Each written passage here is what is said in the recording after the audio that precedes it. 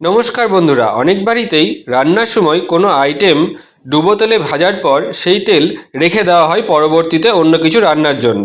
আমরা অনেকেই ভাবি এভাবে অপচয় রোধ করা হচ্ছে, কিন্তু জানেন কি শরীরের এভাবে মারাত্মক ক্ষতি হয়ে যাচ্ছে। আজকের ভিডিওতে সেটা নিয়েই আলোচনা করব। চলুন শুরু করা যাক।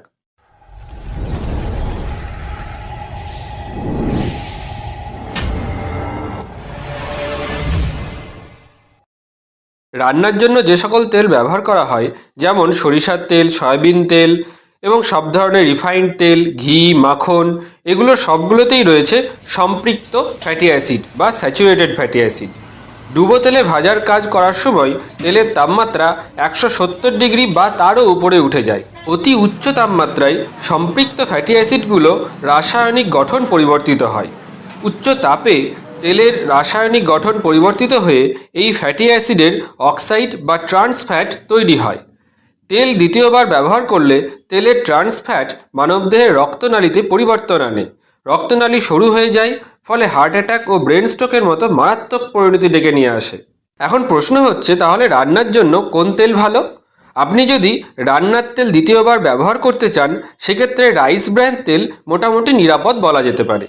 রাইস ব্র্যান তেল দ্বিতীয়বার ব্যবহার করতে চাইলে প্রথমবার রান্নার সময় আগুনের আঁচ মধ্যম তাপমাত্রা অর্থাৎ মিডিয়াম ফ্লেমে রাখতে হবে। এবার দেখে নেওয়া যাক কম নিরাপদ তেল অর্থাৎ ক্ষতিকর তেল মধ্যে কোনগুলি পড়ে। ডুবো তেলে উচ্চ তাপমাত্রায় কোনো কিছু ফ্রাই করার জন্য বনস্পতি, নারকেল তেল, পাম তেল এগুলো কম নিরাপদ। এগুলো ব্যবহার এড়িয়ে যাওয়াই ভালো। প্রশ্ন হচ্ছে, প্রতিদিনের রান্নার জন্য কী তেল ব্যবহার করবেন? রান্নার সময় তেলের গুণগত মান এবং পরিমাণ উভয়ই মাথায় রাখতে হবে।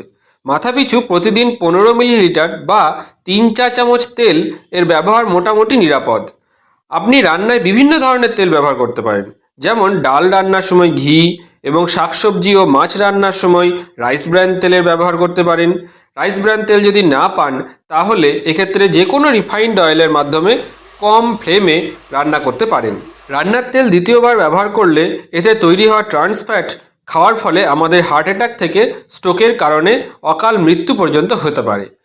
তাই একবার রান্না হয়ে যাওয়ার পর সেই তেল দ্বিতীয়বার ব্যবহার না করাই ভালো। সেদিকে লক্ষ্য রাখুন এবং সুস্থ থাকুন। আজকের ভিডিওটি এই পর্যন্ত। এরকম ভিডিও যদি আরও পেতে চান, তাহলে এখনই চ্যানেলটি সাবস্ক্রাইব করে রাখতে পারেন।